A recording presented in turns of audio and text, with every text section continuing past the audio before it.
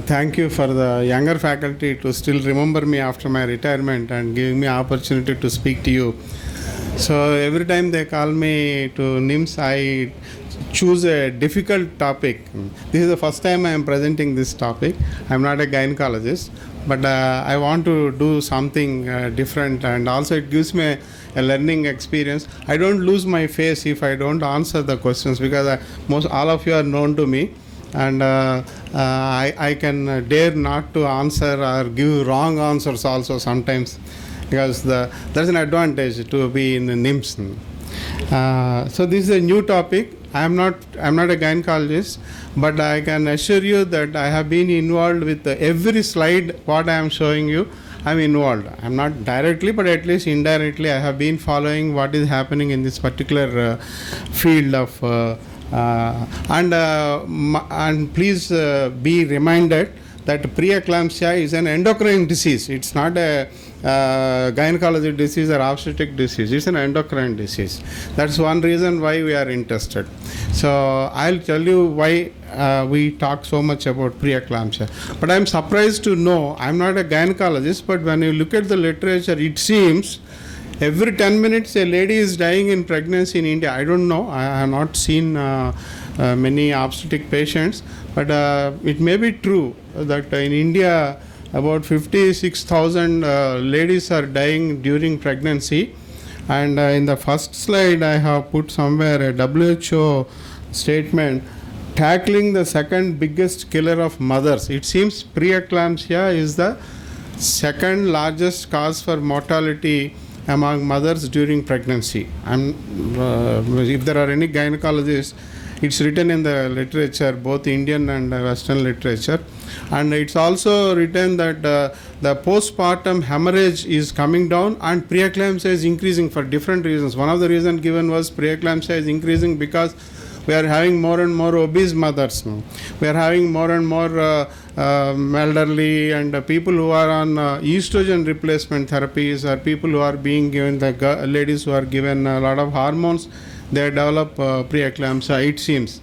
So this is a serious health problem which we have, at least me, I have not recognized about 5-10 years back. I didn't recognize preeclampsia as a big problem, but today they say it's a very big problem, and we also have something to help these ladies. So that's what I'm going to present to you. And I got this slide, some French translation from a WHO recent slide. It's not an old slide. They say in most of the countries they use bad blood pressure equipment.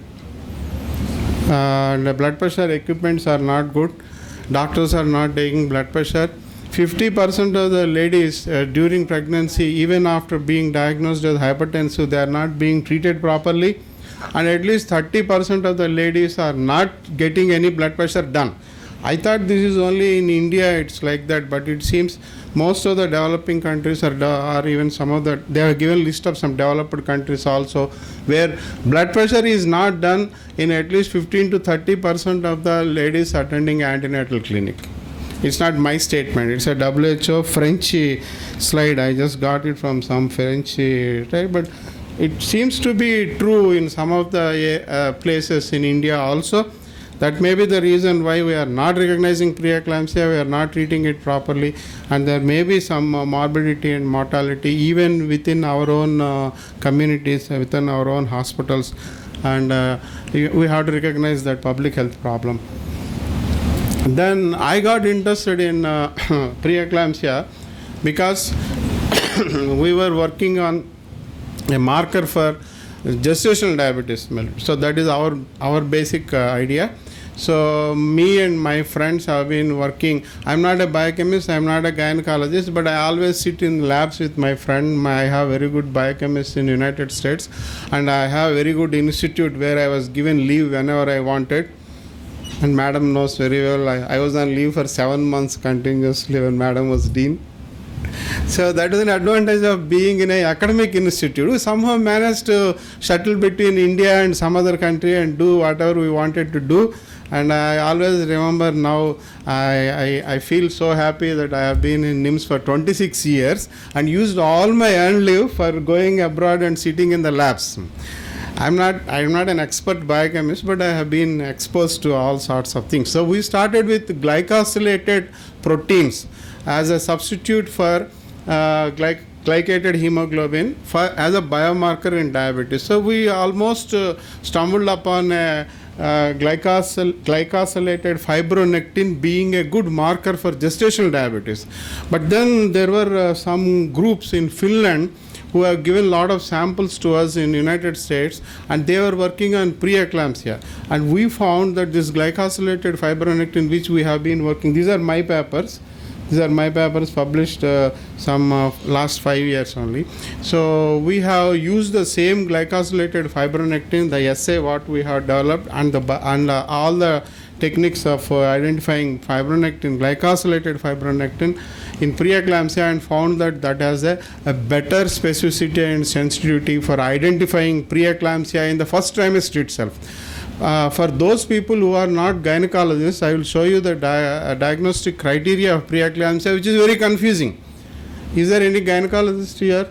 Don't blame me, madam. No, very good. If there are no gynecologists, I will be very bold. Medicine is a confusing subject, I know that, but it seems to be more confusing. I will show you. I talk to gynecologists, but they are very adamant. If they question why your criteria is like that, they get very wild. So recently I have been in more contact with gynecologists, but they don't seem to be, I should not. Okay, so we are right now doing some clinical trials in Osmania and some of the hospitals for preeclampsia. And yes, after getting into this field, I found that preeclampsia is existing, especially in bigger hospitals. We have 30 to 50 cases of preeclampsia coming every month to bigger hospital like Nilofer, 50 cases, that Patla Buruzu, 50 cases, Sultan Bazar, 50 cases. So the large numbers are coming to government hospitals. Yeah, we have our own studies going on. I'm going little slow because I was told that I have more time than 15 minutes. No, madam? Only 15 minutes. I said nobody after me. Anyway, I can finish it. No problem. And then please look at this diagnostic criteria. I just want to spend 1 minute more on this diagnostic criteria. They say first onset hypertension in first pregnancy after 20 weeks of pregnancy. That means first 20 weeks, if there is a hypertension, they say it's a previous existing hypertension. We don't know whether there is a previous existing or it has appeared only first 20 weeks.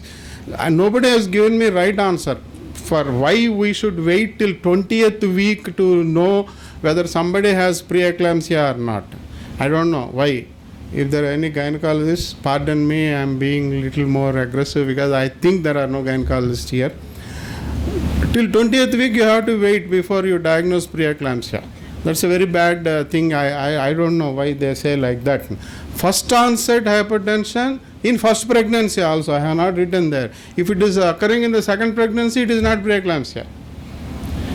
So ultimately, hypertension during pregnancy, whether it is before 20th week or in the first pregnancy, second pregnancy or whatever, for me as a physician, hypertension in pregnancy is a distinct entity. But for gynecologists, this is the criteria which is WHO, which is ACOG. ACOG is American College of Obstetrics and Gynecology, and most of the European countries and most of the countries have now stuck to this diagnostic criteria. Urine protein creatinine ratio more than 0.3. We in diabetes, we do albumin creatinine ratio, but for pregnancy and preeclampsia, proteinuria is more specific than albuminuria. So protein creatinine ratio more than 0.3. So first onset hypertension, first onset albuminuria in first pregnancy after 20th week of gestation is known as preeclampsia. It's very specific. They don't want to change it. I questioned several people, my own professors who are very good in academics, but they say no, you have to follow. That's all.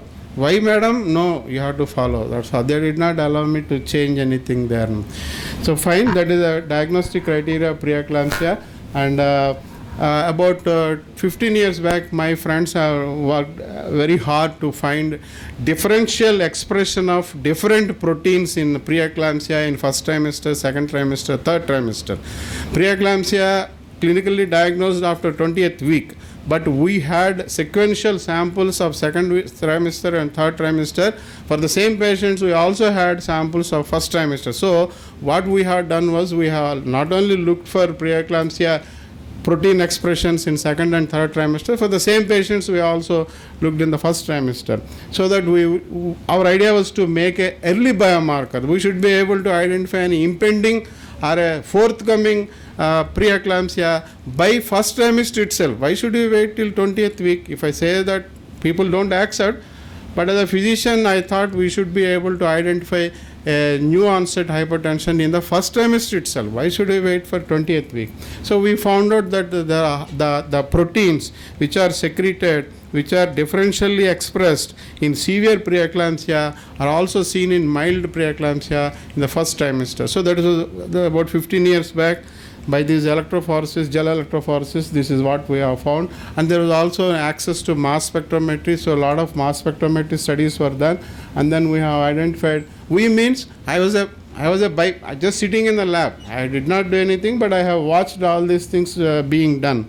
473 proteins were identified. Some of them are downregulated, some of them are upregulated. So this is how the proteomic analysis is done. There are about 300,000 small molecular proteins which are being analyzed now all over the world for every disease. So the expression of these proteins are looked at a proteomic level. So you are not biased at a specific protein, you are looking at the entire proteome. That's what is happening in proteomics right now all over the world for all diseases.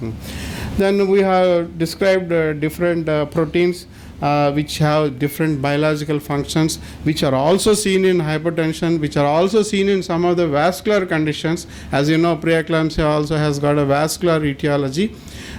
So there are common things. And as you know, fibronectin or glycosylated fibronectin assay, which we have developed, is seen in plasma as well as in the cells also, in macrophages, in endothelial cells. In many cells also you see that glycosylated fibronectin. This is of our interest because this is what we were working for on GDM.